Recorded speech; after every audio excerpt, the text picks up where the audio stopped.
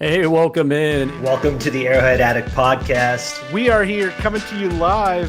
The Kansas City Chiefs are going to the Super Bowl. You only win a Super Bowl 2 times every 5 years, right? Oh! The warm-up act is over. Let's bring in Melissa Etheridge, massive Chiefs fan. Melissa, Super Bowl champion, 2-time Pro Bowler, and Trent Green. Trent Green, how you doing? Hey, what's going on, guys? And he picked it up! He picked it up! He's gonna score!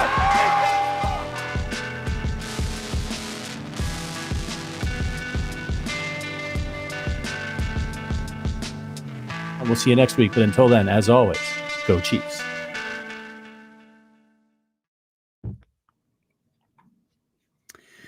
Welcome into the Intangibles podcast, an Arrowhead Addict podcast. My name is Carter, and I am joined by my good friend Christian Ainsworth. Christian, I normally say happy Monday, but today I'm just going to say it is a Monday. How are you doing, my man? Pretty good. I feel like the week just started, but we're kind of dragging already. I mean, this is like my last full week before school starts back up. So it's like my last week of freedom, kind of getting in this, trying to change moods, shift gears type of thing. What about you? I'm struggling, man. I spent a lot of time with my friends this past weekend. We were out in Denver. I may or may not have driven like 9 hours on I-70 with a wicked hangover on Sunday, but it's okay. Like, we're here, we're hydrating, we're doing electrolytes, orange juice, we're doing the whole thing. We're good. I've been able to keep some food down for a while, but playing dinged up today, but it's all good. It always is better. Like, it's better than getting the stomach bug, right? Like, getting the stomach bug, all the consequences, none of the fun. I had fun and I had consequences. So, like, lessons learned. But thankfully we are back, and we've got this is a really fun show. I'm really looking forward to the show. We've got a really fun activity planned here in the back half of the podcast. And today we're also going to be doing some stat predictions. So today we're going to kind of run down what predictions we have of our players, wide receivers, running backs, and quarterbacks, tight ends, for the Chiefs roster. And we're going to be kind of predicting what we want to expect from them and what we think their season's going to look like. But before we get to that, real quick, a little bit of Chiefs news. Nate Taylor of The Athletic, who covers the team at a great level, one of the best there is, wrote an article today that debuted and said that the Chiefs' top priority is to extend Creed Humphrey and Trey Smith. What's your kind of quick reaction to that, Christian? How is my main question from that? Like, I mean, we got to extend Nick Bolton, probably. I mean, depending on what you believe he is, like, that's going to be a priority. Patrick Mahomes' contract, the bill's starting to come due on that. So he's going to be a high cap hit. Same thing with Chris Jones. It's like, dude, I would love for both of them to come back, but it's kind of like, is that a realistic possibility? Especially with the guard market. Like, what are people making her like $20 million a year now? So we got to fit that cap hit in. Like, seems impossible. Yeah, I mean, I don't know. The first thing you said there that like jumped out at me was we got to extend Nick Bolton, which is one of those. I think your black and gold glasses might be on there, Oh, Mr. come Mizzou on, made. dude. Why? Like, for instance, look at what the Chiefs just did with Drew Tranquil. I understand he's a different player and what he does, but looking at what the Chiefs paid Drew Tranquil, why are we rushing to pay Nick Bolton? I guess is the thing. Would you rather have Trey Smith or Nick Bolton? I guess if you could only choose one to extend, who would you choose? It kind of depends on the other pieces, right? Like, I love Drew Tranquil. I think he's a great player, but like, I love Joe Tooney too. Like, if we're going offensive line help, I think the linebackers need more help than the offensive line does right now, right? I mean, we're talking a little positional value here too. Like the Chiefs they're still going to be paying the bill on several offensive linemen, like you mentioned. They've got Joe Tooney. They've got to figure out what they're going to do with Juwan Taylor. I think that they're at least on the hook for one more year after this. They could technically get out after 1 year or after this year, but it'd be tough. They would be eating some money. I guess my thing is if you're going to extend Trey Smith, I feel like that's going to be the most expensive of those players, whether it be Joe Tooney, which Joe Tooney just won All-Pro, but he's also at the back end of his career. Trey Smith, you're going to be paying top of the market price for him as a guard, where like the guard market's exploded. It's $20 million APY for a guard, whereas Creed Humphrey, I think, might be the better player. I feel pretty confident saying that he's the better player, and you're getting him for less because of the center market's depleted. And like linebacker, you have some insane ceiling of linebacker play with players like Warner and Roquan Smith that, like, if Nick Bolton's shooting for that type of market, like that's huge. Those are like top end defensive players in the league. And I'm sorry, but the gap between him and Fred Warner and Roquan Smith, it's a large one. Whereas Creed Humphrey, you're paying probably the best best player at the position. Yeah, but I mean, he's not going to be making like 20 mil per year, which is what Trey Smith is going to command. And it will probably be more than that. It will probably be 24, $23 million per year. Like, that's a heavy cap hit. And I understand they're both leaders in the locker room. They're both great players. I'll take one of the top leaders on the defense over quite possibly the third best offensive lineman we have. Okay, so let's do this. All right. So I'm going to start reading linebacker APY from highest to lowest. And you tell me where you think in these names Nick Bolton is going to fit in.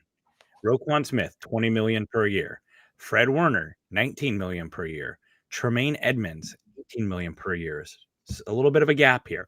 Matt Milano, over $14 million per year. Patrick Queen, just a new free agent signing, $13.6 million. Aziz Al-Shahir from the Texans, $11.3 million, and Zaire Franklin, who just re-upped, $10.4 million. Do you think? He's got to be. 14, right? That's like the magic number. 15 mil, probably. Like, he's obviously not the greatest linebacker in Chiefs history. He's not going to command like what Fred Warner is going to command. The Patrick Queen might, like, here's the thing. Who are you, I guess, what player are you paying when it comes to Nick Bolton? Are you playing the player who has never made a Pro Bowl, never made an All-Pro, and had an injury last year and has already dinged up a little bit in camp?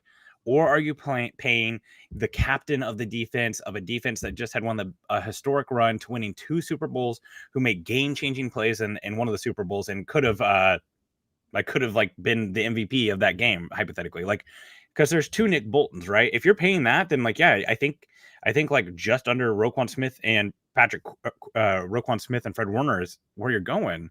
And I'm out on that. But the actual stats, the actual numbers don't really point towards like this is a guy that has to be paid like that.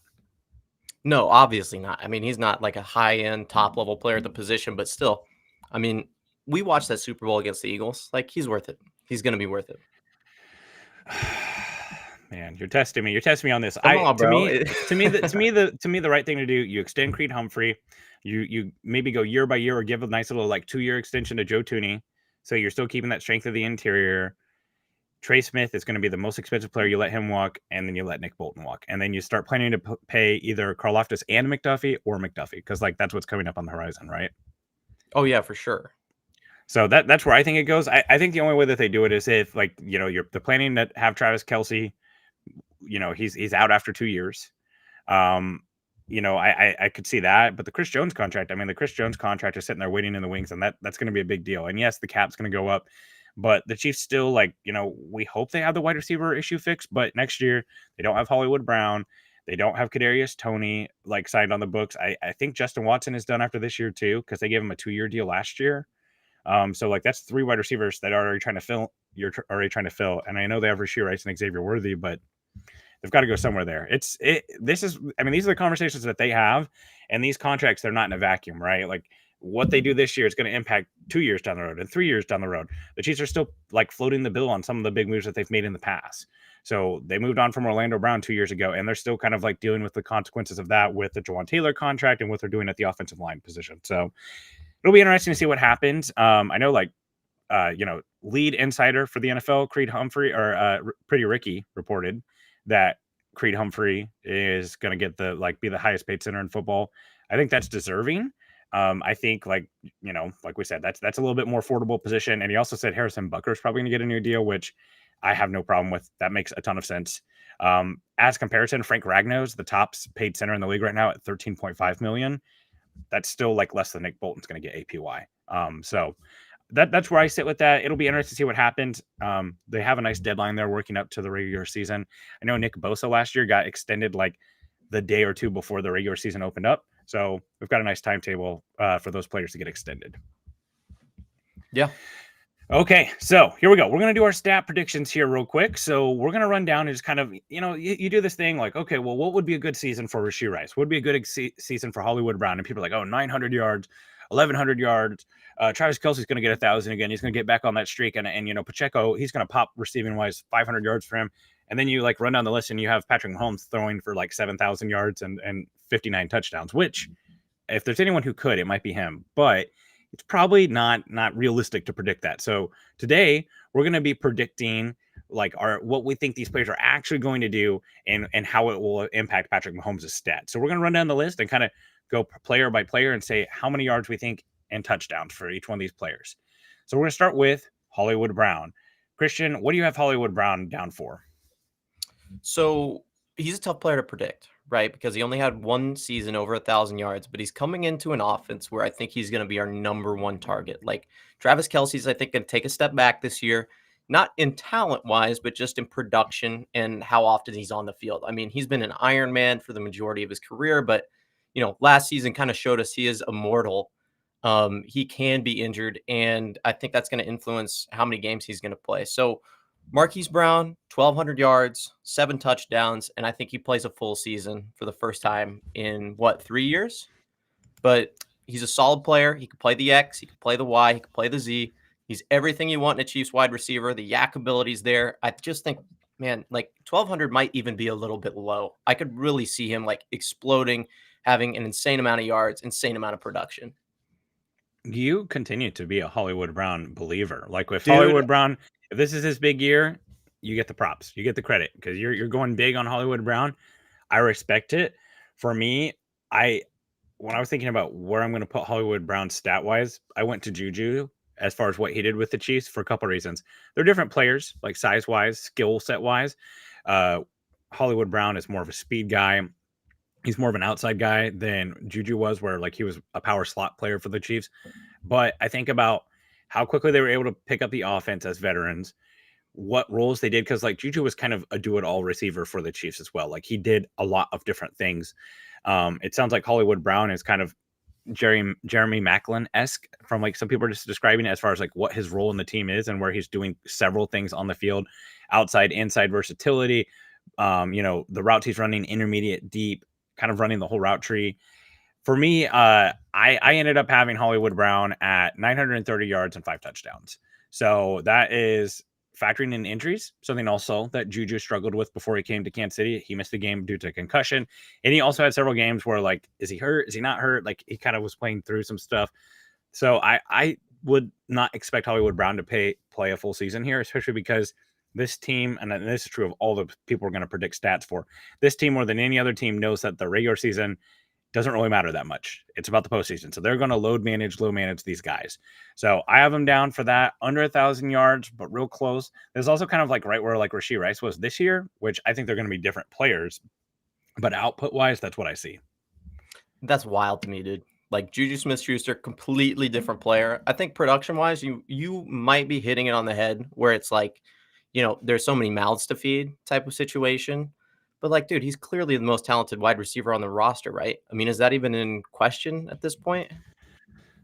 Accomplished. I don't know about talented. Like, if we're going off raw talent, like Xavier Worthy is probably the best talent, right? Where it's like the game changing speed, the like after the catch ability, the athleticism, like all those things.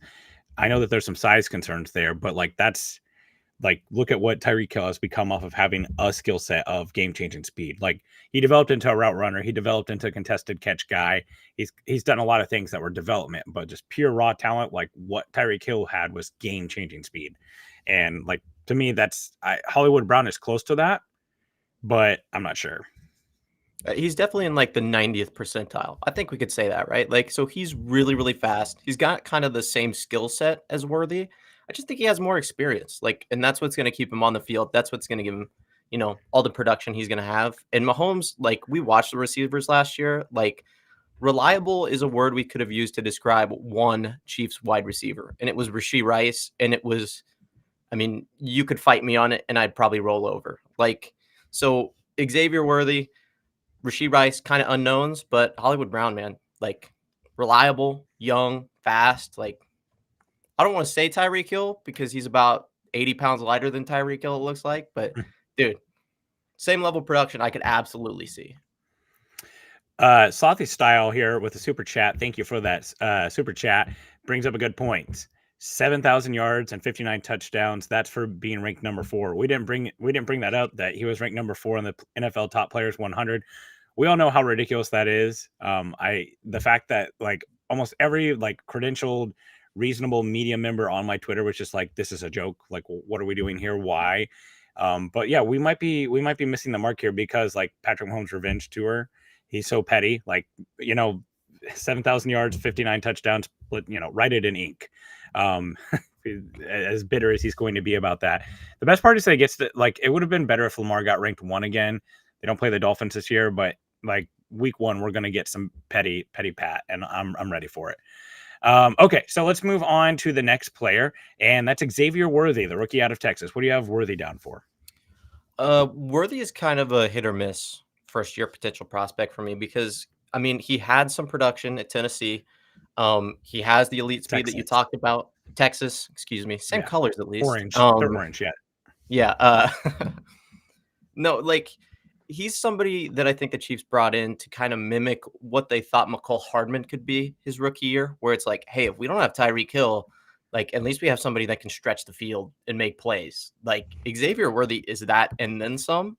We saw him struggle a little bit in camp, so I'm not going to say, like, oh, he's going to come out and he's going to be, the next Tyreek Hill, his rookie year, or the next Deshaun Jackson, or anything crazy like that. I think 500 yards, 5 touchdowns is reasonable. And the 5 touchdowns, I know that kind of seems like a lot for the amount of yards, but, like, all it's going to take is him to have, like, those Will Fuller games where it's like, hey, a fade down the sideline or, a slot fade up the middle of the field and it's a touchdown. And you're like, oh, yeah, he's that fast. Okay. All right. Well, now we can adjust. And then other teams, kind of make that same mistake. So I could see that. I don't think he'll be real productive along the goal line, but like 5 touchdowns, I think is absolutely a possibility.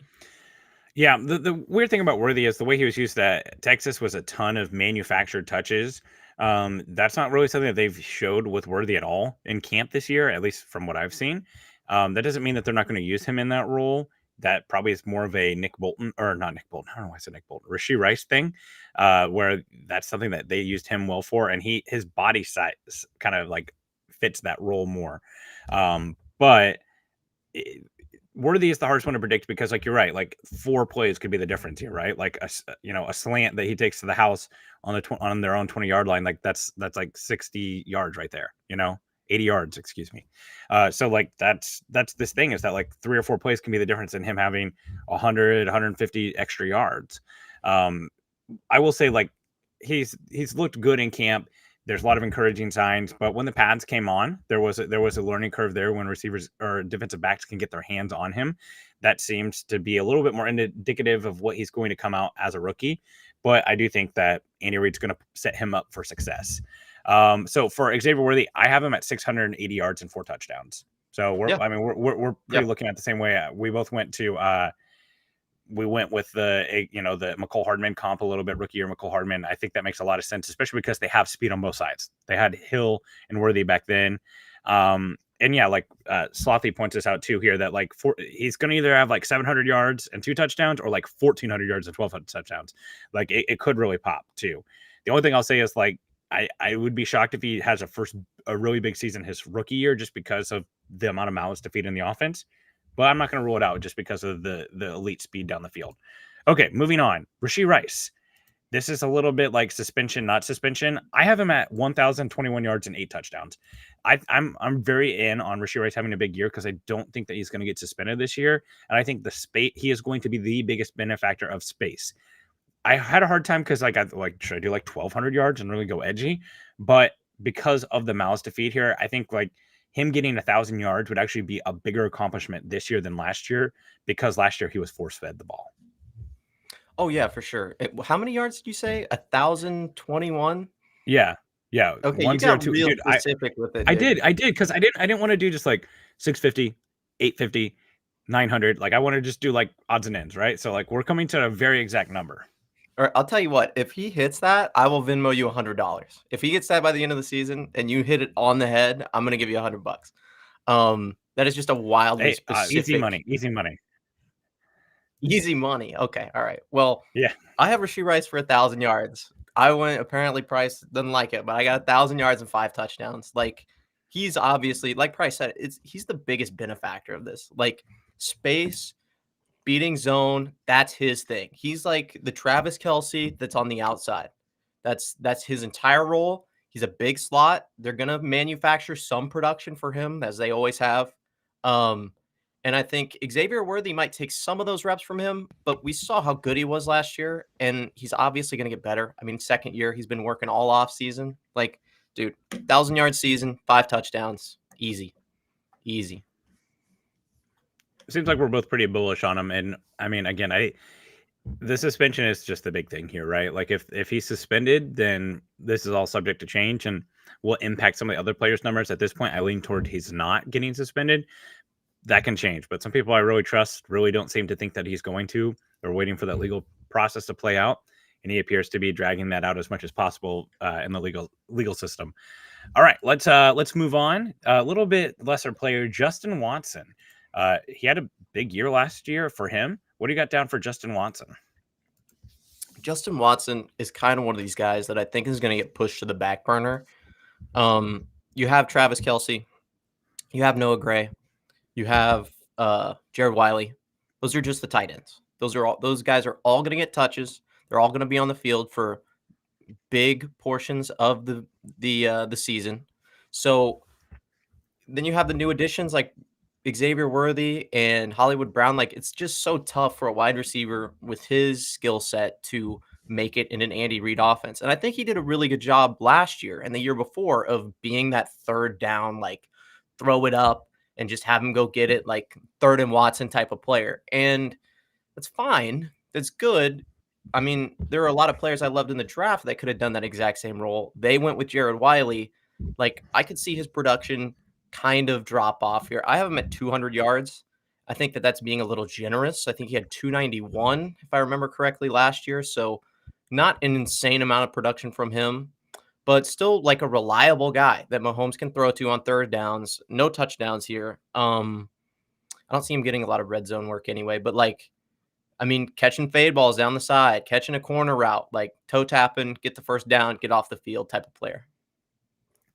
I agree. I think like he does have I have him for less yards than he had last year. Again, that's just a strictly usage based thing. Mm-hmm. And also I factored in a little bit of injury here. Like between Worthy, Brown, Kelce, Rice suspension, like Watson's going to see the field some. So I put him down for like 390 yards and 3 touchdowns, which is still like 60 or 70 yards less than he had last year.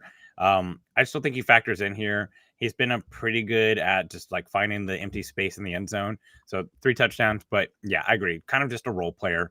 For Kadarius Toney, this one a little spicy. 201 yards, what did I get? 3 touchdowns for Kadarius Toney. To me, I think that this is a slight bounce back season. I think almost all of that is manufactured touch for him, but I think like they're going to figure out a way to use him in a better way. I feel like he's going to be a forgotten piece in this offense. And I don't know, like, I just think that this is a make or break year for him in his career because of some of the shenanigans he's had on and off the field with the social media stuff. I think this make or break year for him, 200 yards. That's not the ceiling, right? But that's much better than what he had last year. Oh yeah. And he will get better. Like we say anomaly a lot, especially on this podcast, but like that was an anomaly season. That was an outlier. That was something that we have seen 4 or 5 times in NFL history with that poor production from that talented a player. So he's going to bounce back. I just think so. I have him at 100 yards rushing and 200 yards passing. Because I think that he is going to be the third down weapon that the Chiefs use when Isaiah Pacheco's in Wildcat and they have to run triple option. I think he's going to be the guy at the goal line that they run like they do like an orbit motion behind the quarterback and toss it out to him and just go, hey, beat that guy to the outside. We have, Jared Wiley out there blocking or Noah Gray out there blocking for you. Just beat one guy, get in there, score a touchdown. So 200 yards passing, 100 yards rushing, 2 touchdowns. Let's move on to Travis Kelce. For me, I have Kelce at 910 yards and 6 touchdowns. So the 1,000-yard streak, it doesn't come back. I think that this is all load management. I think that he's going to be off the field more often because of Wiley, because of Gray, because of some of the other receivers they have. And I think that obviously the space is going to be nice for him to get that 910 yards by the vertical stretch of the offense. But I think that the age, I think part of what we saw last year was his age. And I think he looked a lot better with rest. And I think they're going to try to rest him when they can. So 910 and 6 for Kelce this year for me. That's wild. So I have written down here 900 yards, 10 touchdowns, 15 games. That's perfect that we came to that same conclusion. It's one of the reasons we got into podcasting together is because we think alike with that kind of stuff. And dude, yeah, it's just a perfect comp. It's a perfect stat prediction, 900 yards, 15 games, 6 touchdowns. Take a step back in production, but be a legit threat in the postseason. And we saw him get banged up last year. I think that they're going to try to mitigate that as much as they can. Perfect. Yeah, and keeping him healthy down the stretch, it's going to be the biggest thing. We saw him in the biggest games make the best plays against some of the best players at their position, like Fred Warner. So that's where it's going to have to be, and they're going to have to keep him healthy down the stretch, and nothing about the regular season stats is going to matter in the end. Sticking with the tight ends, Noah Gray, I have for 237 yards and 3 touchdowns, a little bit less than he had last year. This is also a contract year for him, so I expect they're going to try to filter the offense through him a little bit more than they have in the past. But I think Wiley and some of the other receivers, I think there's a slight downtick. Yeah, I went with 400 yards and 2 touchdowns. He's going to be that guy that has to step up for the Kelce production. They're going to run 2 tight end sets. Noah Gray's been super reliable. Just 400 yards seems like a very round, easy number to get to, where he's making an impact. He's a reliable target for Mahomes, but again, he's not the featured, superstar of the offense like Travis Kelce was. Okay. Yeah, makes sense. I think pretty positive signs from him, but there's only one rock, only one ball to get around. Jared Wiley, rookie year out of TCU. I have him down for 250 yards, 2 touchdowns. I did go for a round number for him. Who was that? Sorry, freaking Josh Brisco's messaging us in the chat right now. Oh, sorry. I have Jared Wiley, 250 yards. Jared Wiley, okay, yeah. Yeah. Wiley's 203 touchdowns for me. He's going to be the go-to red zone guy when they have one-on-one with the linebacker. They like the matchup. He's going to be a big, tall target, long wingspan, really athletic. Just throw it up. He's like the Jody Fortson kind of type of player where he's a lot of talent, a lot of upside. I think he'll take a while to grow into his role in the Chiefs offense. And it's tough, man. Travis Kelce's there. Noah Gray's there in front of him. That it's a really tough tight end room to break into. And he's going to have to show some things like blocking that he hasn't necessarily shown in college that are going to kind of limit his snaps this rookie season. I agree. I think our excitement level about Jared Wiley would be much higher than the stat output is. But like you said, the Jody Fortson 2022 season, that's exactly what I think they need from him, and that's kind of the numbers where I went to with him as well. All right, Isaiah Pacheco. We factored in rush and receiving yards here for him. For rushing yards, I have 1,042 yards. Again, ultra specific because predicting round numbers is no fun. 300 receiving yards. I did go round number there. 8 total touchdowns. So that's rushing and receiving. So he hits over the 1,000 yards mark finally as a rusher. 300 yards receiving. That's another 50-yard uptick from what he had last year. Again, I think he'll take a step forward there, but he's been predominantly a dump down back rather than a route running back. I think that's probably where he'll stick. I think Deneric Prince is going to factor into that. Clyde Edwards-Helaire will factor into that a little bit too, but that's where I have him at. See, it's really tough with Pop, and I wish we didn't think so alike sometimes because I have 1,000 yards rushing, 400 receiving yards, and then 9 total touchdowns. What else is there to say about him? He might fill in that Jerick McKinnon role that we saw. I think he's developed enough to be able to do that. Especially you put him out, so you get a man look and you put him outside and it's him one-on-one with the linebacker. And it's okay, well, Isaiah Pacheco can outrun you. Just throw a fade. Get him down the field, get a touchdown. He's incredibly talented athletically, great player. 1,000 rushing yards is not out of the realm of possibility, especially with McKinnon being out of the picture as well. So yeah, 1,400 and then 9. Yeah, I think I don't know. I just feel like this year, if he's not going to like take that 1,000-yard step, I don't know when he will, given what like the offense is and what the offensive line is. I think this is probably his best shot at having his best year. All right, so now we're going to kind of accumulate it all. I have about 170, 160 yards and 5 other touchdowns from others we didn't mention. Your McCole Hardmans, your random touchdown to Hunter Norzad when they like score their 6th touchdown against the Raiders, or whatever random thing is going to happen. So total for me, I have Patrick Mahomes finishing the season with 5,086 yards and 41 touchdowns. So hits over that 5,000 mark. That's not his career high, and then 41 touchdowns, also not his career high, but also a pretty high mark. Yeah, you had him going a little bit harder than I do. I think it'll take some time. I don't know if we'll see a 50 or a 5,040 season from him maybe until the year after this upcoming one. So I have 4,800 passing, 37 passing touchdowns, 2 rushing touchdowns, 275 yards rushing, 7 interceptions, and a 78 QBR. Like a conservative Mahomes with some weapons that he can finally throw down the field with, and still accumulating an insane amount of production. Like last year, we saw him. How many interceptions did he have? He had like 14, I think is what it ended up being. And 2 of those were off of the hands of one of our wide receivers. So he's going to come back. He's going to be stronger than he was last year. He's going to be better. He's Patrick fucking Mahomes. But I think anybody putting under 4,500 yards passing is being a little too conservative for my take. Yeah, I definitely think bounce back year. I think the interceptions were a little fluky. I think the touchdowns were the most fluky part. 27 touchdowns for him. Like, I feel like that's probably going to be one of the very few years that we have under the 30 mark for him, especially given like the state of offense nowadays. I do think that defenses have been taking a little bit of a step forward these last couple of years, but I feel like that horizontal stretch that they'll reintroduce into the offense with Brown, with Worthy, with Hardman, I think that's going to be a huge factor in the red zone too. So passing touchdowns take a big step forward. Okay, so that's what we have here. Christian alluded to it a little bit. We now have an opportunity to bring in an excellent guest, someone that I've been a huge fan of for a long time, someone that you can hear weekly here on the Arrowhead Addict Network. It's Joshua Brisco from Arrowhead Report, from Arrowhead Addict, from like everywhere. Josh, this is a privilege. It's an honor. It's good to talk to you, man. Thank you very much for saying all that. That's very nice. I have some breaking news to share with you both right now. Great for my general brand. Right now in my backyard, I can see a groundhog. So just to keep kind of the whimsicality of this all going, it's not just me you're having on as a guest. It's also the groundhog eating random leaves and grass and whatnot in our backyard.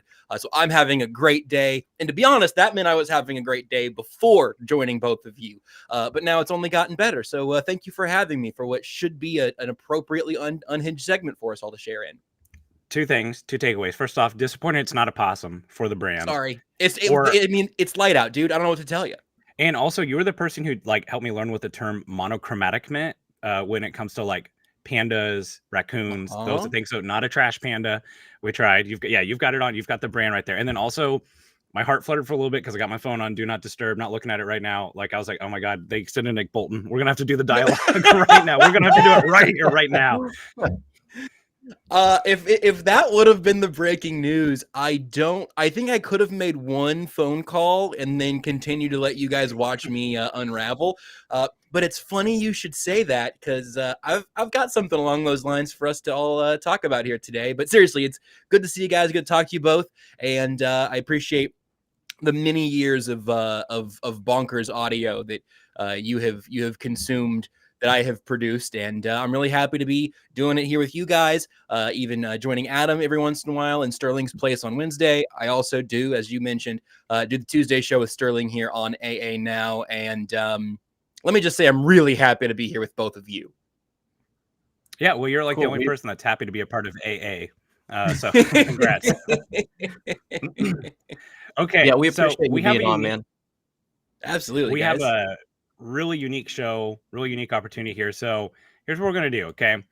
For like 364 days a year, we have to be responsible Chiefs podcasters, Chiefs bloggers.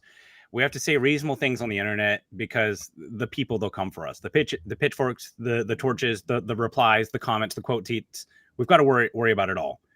But every once in a while, we have to let our hair down, be a little irresponsible, and just say things that are in our brain that we're just not allowed to say with the outside voice. And rather than doing that in public on a regular basis, we're just going to kind of like condense it all to one activity here. So we're just going to say the things that we might be actually thinking, but we can't say.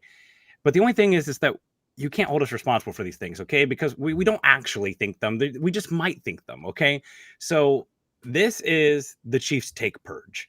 And if you're familiar with the Take Purge or the Purge in general, right? Like it's a movie, everything's legal for like 12 hours, right? Like any crime you can think of, it's legal.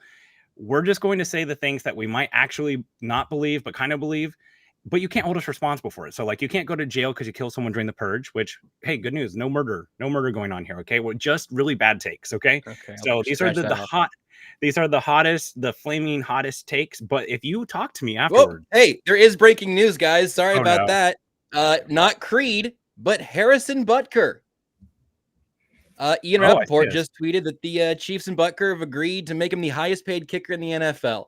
Let me send a message while you set this up, Price, and I'll start to rip off some takes for you. Okay, as Josh said, Ian Rappaport just tweeted, the Chiefs and star kicker Harrison Butker have agreed to terms on a contract extension to make him the highest paid kicker in the NFL. Sources say Butler, you misspelled it, Butler represented get it out first. Come on. In the deal. So Harrison Butker's highest paid kicker in the league. We talked about this a little bit before. No notes, right? Like this is correct. This is right. He at this point has been one of the best kickers in the NFL. And, frankly, right now has kind of pacing towards a Justin Tucker-like career. I don't think we have any issue with this. They had to get this done. And I think this just speaks to them trying to get the cap more situated as they try to get these extensions done with potentially Creed Humphrey, with potentially Trey Smith. Christian, your reaction? Yeah, I mean, good for bro. Like, for real, Justin Tucker, incredible kicker. Harrison Butker has been better than him the past couple of years. Like, he is a legitimate threat anywhere past the 40-yard line on the opposing side of the field. Like, dude is an incredible player, incredible leader in the locker room. I know he said some controversial things, but, like, it takes some nads to say that on national television. That's the type of person we want in our locker room. And again, dude, like, superstar kicker. Like, maybe become one of the greatest of all time when it's all said and done. I mean, you could make an argument that the Chiefs like cap number at all. I've not seen any details on the numbers yet, but I mean, I will say, like, there's a chance that the Chiefs don't have one of or maybe two of their Super Bowls without his big kicks. Like, him being a clutch kicker has been a huge factor in them being able to be the team that they are and have the postseason success that they've had. And if you're a Chiefs fan and the game comes down to a kick, like, you're not nervous, right? You feel like if they can get it close, he's going to make it. You know, we've talked about the like 13 seconds game, right? That kick, like, that was a huge kick, and that never gets brought up because of the amazing things that happened before it and after it. But those games, I mean, he kicked the longest field goal in Super Bowl history. Absolutely deserving. And yeah, you mentioned some of the off the field stuff. It's unfortunate that that's like one of the things we have to bring up here, but at the end of the day, this is a very good player getting a very good contract that he's earned for his play on the field. Josh, all right, have you come to terms with it yet? Schefter has some numbers there also, if you want to pull that up. I am spinning a couple of plates now, which is not how I thought I'd spend this time with you guys here. But I mean, you're right that his status as one of the best kickers in football has been obvious for a while. The reason we have to talk about everything else this offseason is just that's what he brought to the surface. That's all within his control. I don't really feel bad about that. But Schefter here says 4 years, 4 years, $25.6 million with $17.75 million guaranteed. Ties Butker to the Chiefs through 2028. And Schefter notes that Butker represented and negotiated the deal himself. Not sure that puts it. Rappaport said highest paid kicker. Not sure where that puts him in terms of highest ever. But I'm going to do a little bit more scrolling around here, and then I'll hopefully have the rest of that for you too. Yeah, I'm not entirely sure about that. The next highest paid kicker right now is, let's see here, average per year. Yeah, Jake Elliott and Justin Tucker are both at 6 million. That would put him at like 6.1 million. So it looks like they kind of just like, if that is the accurate number, then they just kind of like one-cented it where it's like just a little bit more. But the guarantees there, 17 million guaranteed. That's a big part of this as well. So yeah, I think again, special teams has been a huge part of some of the Chiefs' runs in the Super Bowl as well, whether it be big returns, big recoveries, big fumble recoveries. Like they've had some massive plays there. Dave Toub has a huge influence on this team. You just can't get bad at kicker, right? Like ask Bills fans about how much a kicker matters right now. They probably have some strong opinions. So you get your guy and you don't move on from your guy until he proves he's not the guy anymore.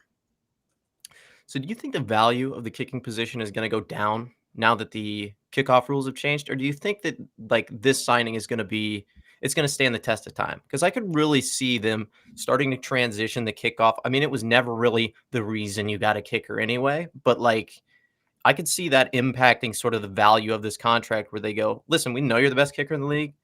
We'd love to give you 6.5 per. I just don't know if that's, going to reflect the long-term, like the longevity of the value of the position. Because I would feel scared right now putting him out there on kickoff, just with the new rules and how we've seen him come out. Like that to me, especially when you have guys like Justin Reed on the roster, is kind of like a little like sketchy situation. Yeah, I'm not sure about that, just because like I think the penalty for missing the kick is really bad. Like if they kick it into the end zone and they don't get into that zone, they're gonna like put the ball to 35, I think. And I understand that it sounds like a lot of the kickoffs have come down to the kicker in the XFL making the tackle.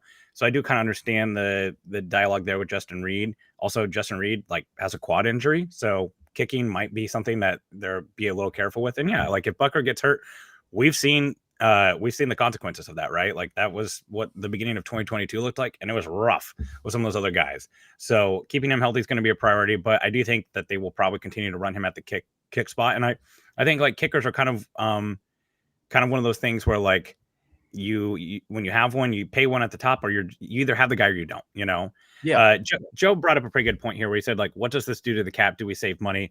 We're not entirely sure about that. A lot of times players, when they do an extension, they may rework, like because they sign a new extension, their cap number might change. My assumption is that what the Chiefs have typically done is that this will probably bring down his cap number for this year, kick the can down the road again when the cap goes up. That's traditionally what they've done. So that's probably what's going on here. And then, what do they do with that space this year? I'm not sure. The Chiefs actually have been okay on cap space this year. Some of that they can roll into next year. Some of that they may be factoring in extensions now. And they also want to keep their options open at the trade deadline. If some player comes available that could be of value to them, it's never a bad idea to have some of that. The Patriots historically did that. And then they acquire players at the deadline, or, if there's a trade to be had, they can make a big move there. So, yeah. So that's the Harrison Butker news. So, groundhog news, Harrison Butker news.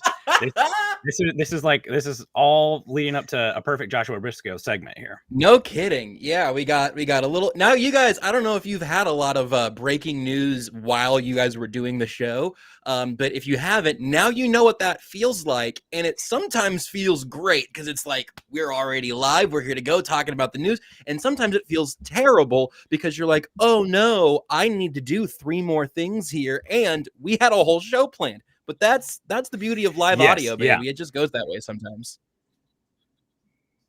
Yes. Well, it is a blessing. So, are we ready to purge ourselves, or are we good? I think I just did. Okay. Okay. Well, so as we were saying before, with this Take Purge, just if you're just joining us, the Harrison Butker contract, it just came through.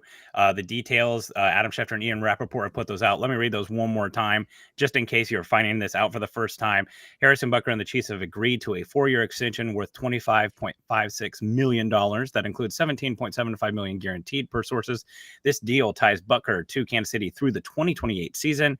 Harrison Butker represented himself with this negotiation. So Harrison Butker is now the highest paid kicker in the league. We are the most busy podcasters on the Arrowhead Addict network right now, and we're about to do our Take Purge. So one more time, just in case you're joining us, because we need some prefaces for this before we blow the siren. You cannot hold us responsible for these takes. These are the things that we've been thinking in our head for a little bit. but we don't want to say out loud very often. So we're just going to get all the crazy out in like one little 20, 30-minute segment here.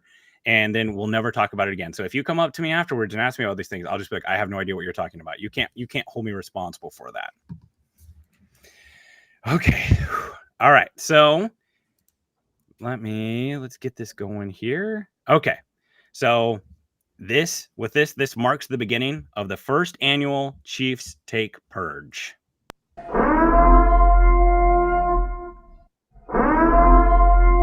This is not a test. This is your emergency podcast system announcing the commencement of the annual Chiefs Take Purge.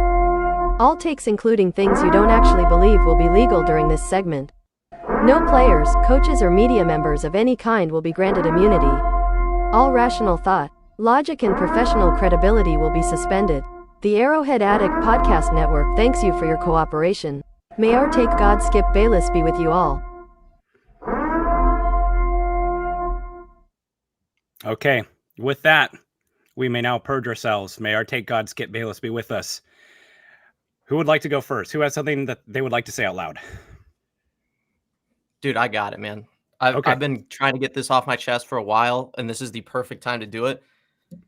Jim Harbaugh is a great coach, not for the Chargers. I don't think that he's going to do very well at all over there. Like you look at the Michigan style, and it's like 4-2-5. That should translate, right? It's like then you look at the roster, and it's like, okay, well, I mean, outside of Asante Samuel Jr., like who are their DBs? Derwin James? Like, okay, that's fine. That's cool. What about the rushers? Like Khalil Mack's got half a leg and is still in the league. Like, what are we doing here? I don't see how they're going to be good next year. I'm actually jealous of you for having this one because we're too alike. Like, I think you took one of mine. I'm all in on this. Okay, it took 12 years for Jim Harbaugh to win at Michigan. All it took was like some of the best boosters ever, NIL becoming a thing, and some guy named Connor Stallions. He goes to San Francisco for like 3 or 4 years, has success with a defense that was ripe with talent. He gets Colin Kaepernick, who does something really unique with a really good offensive coordinator and Greg Roman. They have their little run, and then like, oh, he just went 8-9 or 8-8 and left.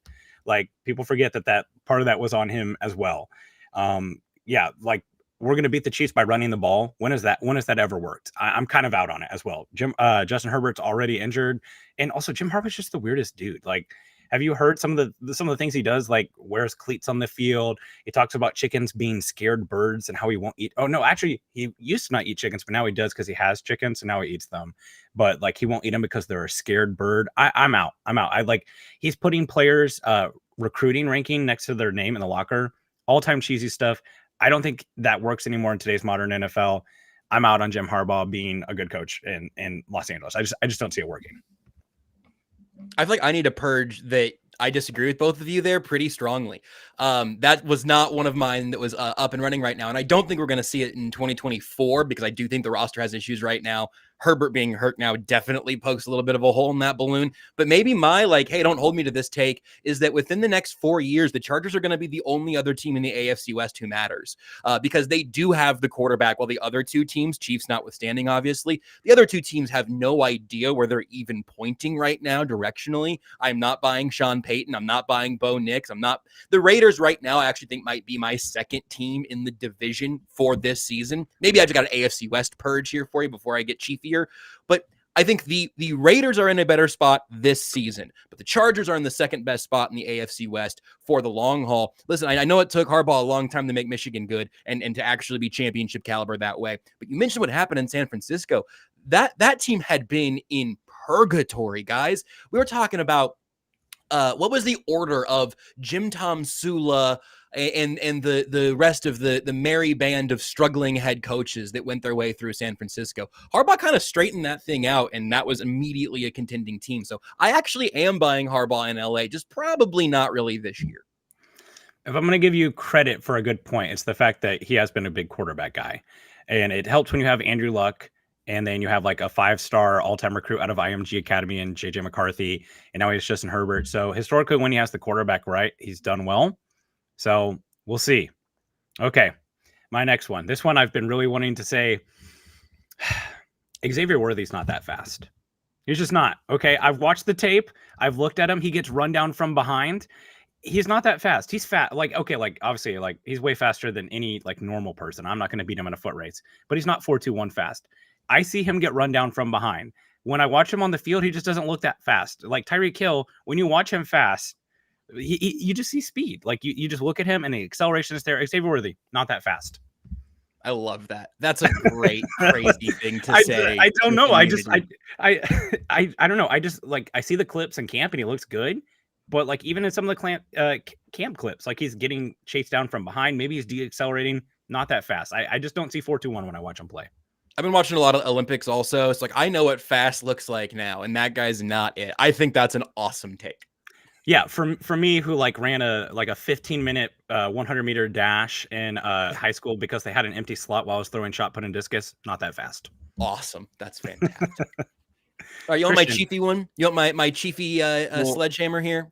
Let's hear it, Josh. I kind of have one. I have one that goes into that. Before we do You that, got a speed one? Get speedy then. Get fast. Go ahead. Jump in. Xavier Worthy could be a sprinter in the Olympics and win. Like he is so good at like if you look at the times and he's running like his 40 time matches up pretty well with like the 100-meter. Like if he ran his 40 time and continued that on till it went to 100 meters, he would be like a top 10 sprinter there. But you have to think about like that's the get up to speed. Like that's not him at his fastest for the last however many meters. Like he could legitimately be, I think, a really, really good Olympic sprinter.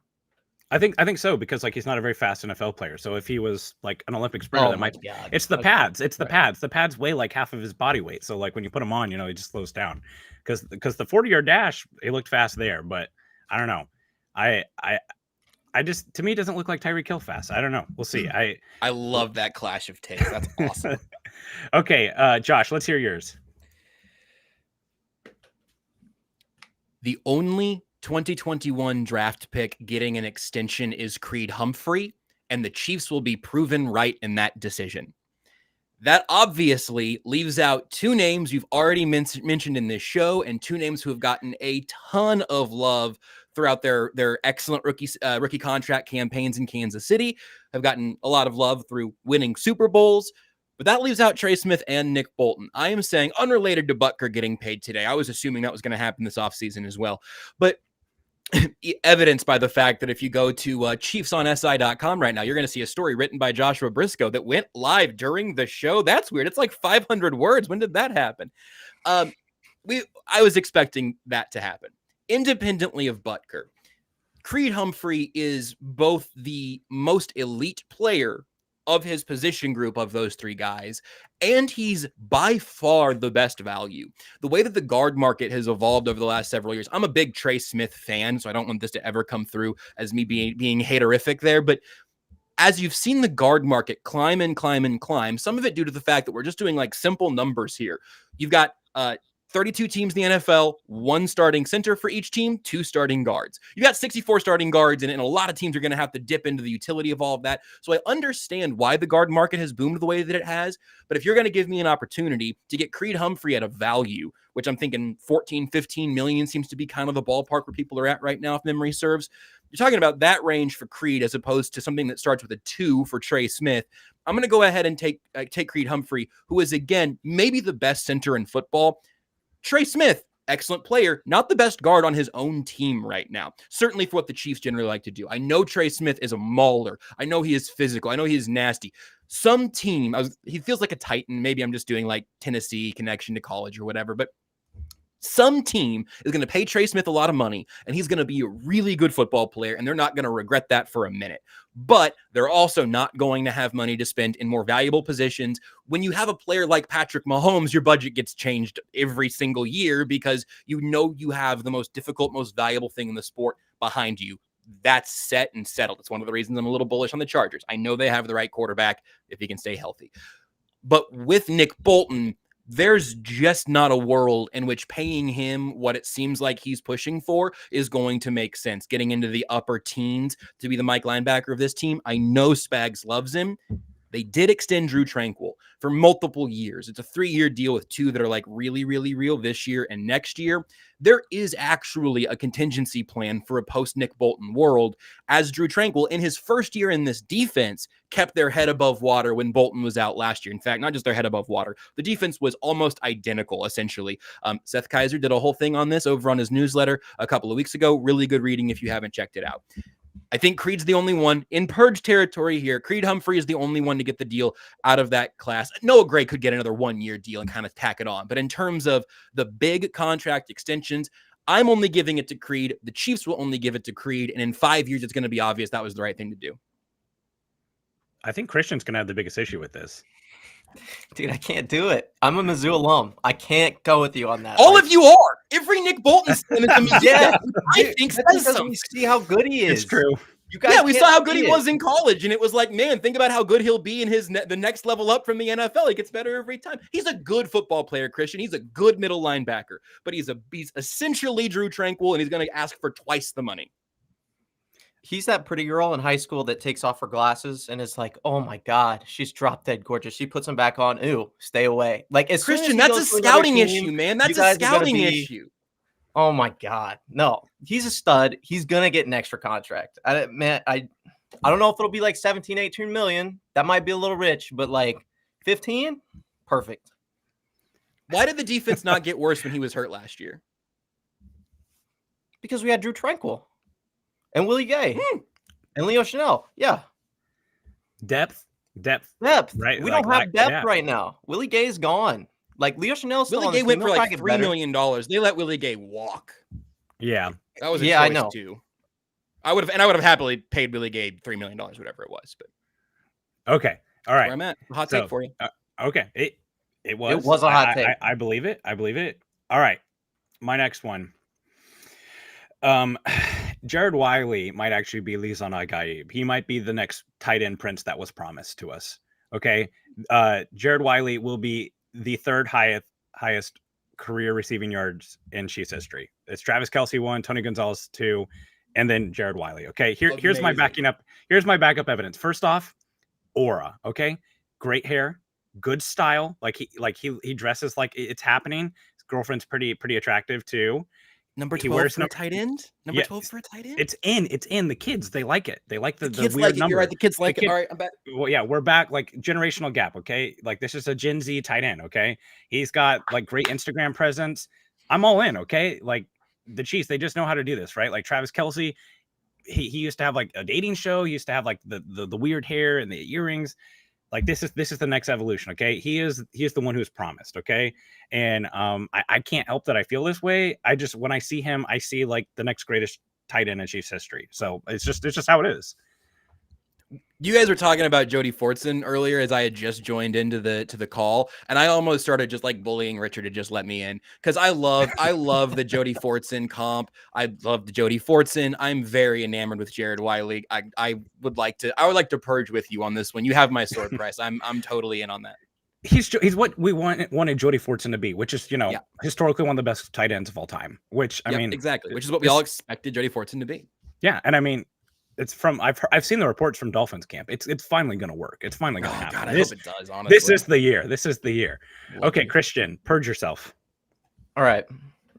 Sorry. First of all, Brisco, I'm sorry. I have to play Brad Pitt from Moneyball on this good body crap this that is Price good. does every single podcast. But like, I don't know why. Maybe it was just the way you got immediately thrown under the bus, but I felt like you were going to be ready to spar a little bit on that, and I'm glad we did that. We are in great shape here. It's just you have one really bad take. It doesn't make you a bad person. okay, all right. It's legal. It's legal for the next few minutes. It's the purge. It's fun. Get it out. Get it out. Okay, all right. My next one is that we're only comparing Jared Wiley to Travis Kelce because he's white. It's not because of any other reason. No, It's so nothing- good. it's I nothing like alike. this show. They play nothing alike. Like, he's a jump ball guy. He's not really good in space. Like, dude, why do we keep it's like every Noah Gray, every Jared Wiley that we draft? It's like he's the next Travis Kelce. He's the next Travis Kelce. Price is like he's third on the all-time tight end receiving list. It's like, dude, he's just a tall white guy that plays tight end. That's it. He wears a quarterback number. That's the only similarities. Yeah, the tattoos. Like, Tats are great. Okay, so first off, it's a good thing murder's legal for the next few minutes. Okay, that's all I got to say. Okay, because you don't come at me with the Jared Wiley slander. Okay, I'm so far beyond this. Okay, first off, Wiley's a Trav Gronk hybrid in the chat is so funny. It's Yeah, so good, Jesus Michael. Christ. Okay. that's actually a great point. Like he's actually, if you took Rob Gronkowski and Travis Kelce, took their best features, combined them, That's right. and then like like the off the field presence of like Patrick Mahomes, like he's just all of them. Okay, I can't help that I feel this way. It's just how I feel. He is Lisan Agayip. He is the one who's promised. Okay, okay. So, Josh, do you have another one that you wanted to get off your chest? Yeah, well, a couple of them have become less hot as training camp went off. Kingsley's left tackle week 1. I've been on that since before camp started. My addition to it now is it's not going to be a story by week 8, maybe even earlier. It's not going to be, all right, the Chiefs are scraping along with a rookie at left tackle. It's going to be, wow, look at what Kingsley Suamataia has done as the starting left tackle. Look at how this offensive line has come together. Here's an extra special one I'll give to you too for the combo here. We're not talking about Jawan Taylor by week 8 either. It is going to be a smoother start for Jawan Taylor. The penalties and the illegal formations and the offsides, those are not going to happen early this year. I'm betting my life on this only in Purge territory, but those are not going to derail the start of his season, and everything's going to be much, much, much smoother sailing. Neither offensive tackle position will be a problem for the Chiefs this year in any meaningful way. I mean, I'm okay with this. Like, there's some crime that should be legal. I think this is smoking weed in Kansas. You're like, yeah, good idea. Oh, yeah. I mean, you want to talk about some heinous stuff. Like, thank God we got those Chiefs players off the streets doing that recreational drug. Okay. Okay. So this is my next one. And I just don't feel comfortable saying that out loud. The Chris Jones contract might actually be a disaster. Like, it's a big deal. Mm-hmm. It's a lot of money. He's older. And here's the thing. You are depending on him to be the center of your pass rush for the next couple of years, right? Because Felix Onuduke is a project. George Karlaftis is kind of a hustle guy rather than he is winning quickly. If Chris Jones does not live up to the player he's been the last couple of years, like I'm pretty nervous. And his contract, it's huge. So I don't know. I'm concerned that I think that they might have broken the rule where they don't extend these older guys. Travis Kelce has been much more productive for longer in his career. Like Kelce has already proven he's been a productive player into his 30s. Chris Jones hasn't yet. And Chris Jones, he either has like a really big year or like an okay year. I am thinking we're getting closer to those 7 to 8 sack seasons rather than the 15.5. Everything that you said contextually there is undeniably true. They can't have gotten that wrong because he is the center of everything. I don't think they did, but it's a real concern. That's going to be a huge story for 3 years. I'm also concerned because he walked out with Morgan Wallen this weekend, which I don't know. For a defensive lineman, it's just a bad look. I feel like you could. That's such a good point. Pat and Trav, it makes sense, right? They're kind of big hype guys, but for a defensive lineman, I don't know. Chris Jones is going to walk out on stage at Arrowhead with anybody, though. I think he is still a walk out on stage kind of guy, and I think that's okay to have one of those in your D line. If it was him and Karlaftis, I'd be worried. Oh yeah, if Karlaftis is at a Morgan Wallen concert, I'm all the way out. I'm all the way. But okay, okay, all right. We're coming to the end of the Take Purge. Does anyone else have one that they really need to get off their chest? I've got one more positive leaning one that I would love to present, which is that Hollywood Brown is going to have the best non-Tyreek Hill season for Patrick Mahomes by a mile. I think we could get 1,200 yards from Hollywood Brown this year. That was my prediction. Yeah, you I just missed that. Then I think I was in at the end of your projections. This was originally based on what's going on with Rashee Rice. It seems decreasingly likely that he will be suspended, and it was 1,000 yards. But I thought not for the Take Purge. For the Take Purge, we're going to 12. I think he is such a hand-in-glove fit with so many things the Chiefs love to do, and I'm not as worried about a first-year vet in the system as I am all of the rookies over the history of it all. Because we saw Juju come in and just barely scrape under 900 or under 1,000 yards. It was 920 something in his 1 year in Kansas City. I think Hollywood is going to be, and this may only get easier with Rashee Rice. Obviously, the ball's going to get spread around a little bit more. But I think in any way I would need to couch it to make it make sense for the Take Purge or for your fantasy football team or whatever, Hollywood having a massive season is very, very, very high on my list of things that I kind of expect, but need a little guts to say. I think 1,200 is in play. Dude, at the expense of sounding calloused, okay, the one thing the Chiefs receiving room has lacked since Tyreek Hill is gone is competency. Like Rashee Rice came in, he was competent. He was reliable. Juju Smith-Schuster came in, he was reliable. It's MVS, not so much. Kadarius Toney, Sky Moore, those are guys that aren't reliable. Hollywood Brown steps in. That's not a hot take to me. That's a real life take you need to put on Twitter as soon as you leave. I better see the tweet go up. I would like to say that we have now, you and I, we've found our common ground, and whoever that linebacker was we were talking about earlier, that's not even important. What you and I have, we have love for Hollywood, and that's what matters. It's real. It's special. I can feel it. It really is. I can Sweat. too. Okay, some rapid fire ones real quick before we get out of here. Just like once I got to say, the Chiefs uniforms actually kind of stink. Red and yellow together. Whoa! Ketchup and mustard. I don't really like it that much. I don't know. Okay. All right. Color scheme or uniforms? The uniforms themselves are fine, but the color scheme is such garbage that you can't even generate an alternate that works for it.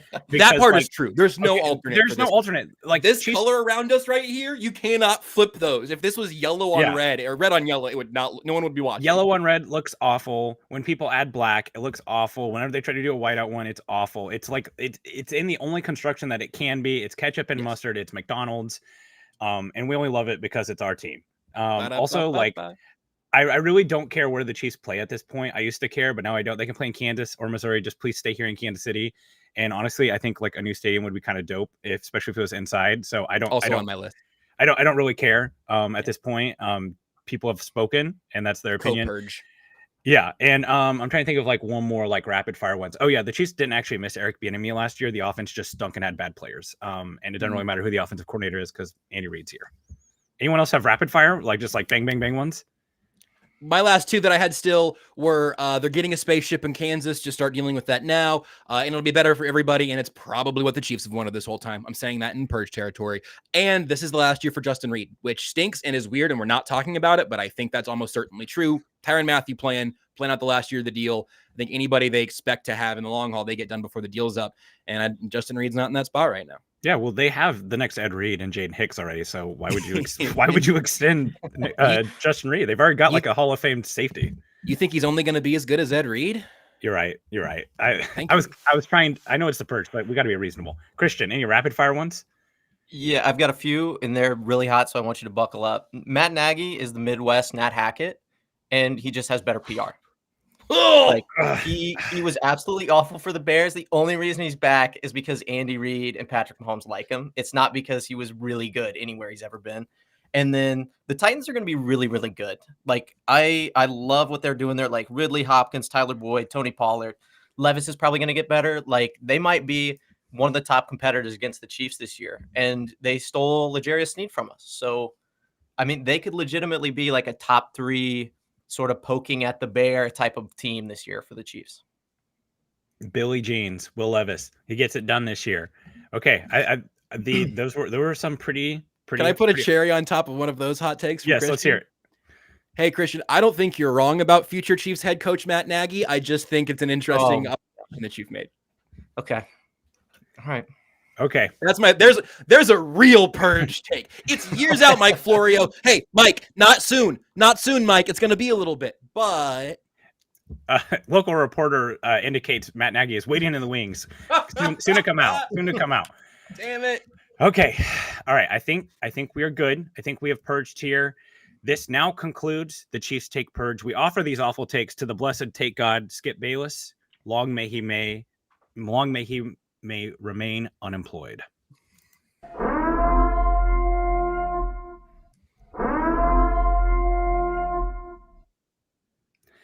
Whew, that felt good. I'm just happy that the Chiefs, have one of the fastest players in the NFL. I'm happy that they have a young tight end that we can maybe bring along developmentally. And, we'll just have to see. With those great uniforms, we have no idea what to expect from them this coming year, right? I'm just glad we're not overreacting about Hollywood. I just think a nice sort of calm, reasonable expectation's good. And who knows what state they're going to play in a few years. So yeah, this is a good day. Yeah. Well, Josh, As always, we're just a huge fan of you and your brand. Like, I used to be in your fantasy football leagues back when you Remember were AES, and we miss all those. Your guys' Applebee's content like got me through the pandemic. You and Verderam had me hysterically laughing as I was locked in my house. So shout out to you. We super appreciate that. Tell us where we can find all your great work. Well, I really appreciate that. You can find all of the written work now on chiefsonsi.com, formerly known as Arrowhead Report. We've rebranded everything there on the si.com network. That's now at chiefsonsi as well. Plus Tuesdays with Sterling here on Arrowhead Addict, and Tuesdays and Thursdays at about 4:30 on KC Sports Network. And your Only Weird Games with me, Nate Taylor, Seth Kaiser, and it seems like we're going to have a whole lot to talk about on Tuesday. Thank you guys for having me. I would be happy to come back at a time when there is not a major piece of breaking news at the very beginning of our planned segment, but I will do my best to try to make sure that there's at least some sort of wild animal in my backyard whenever I join. You took it in stride. You did good. You still had fiery takes. And like now our souls are cleansed, so you don't have to say those crazy things out loud. As Josh said, like, you want to keep it locked in here at Arrowhead Addict all throughout the Chiefs season. We have a great podcast every day of the week. Become a member, join our premium Discord where we can talk Chiefs, where we can play in some of the best fantasy football leagues. And Josh, thank you so much for coming. Thank you to producer Richard. Thank you to Christian for, standing up for Nick Bolton. Finally, someone from Mizzou did that. We super appreciate it. I love you, Nick Bolton. And as Come on, always, podcast. this was the Arrowhead Addict podcast, and go Chiefs.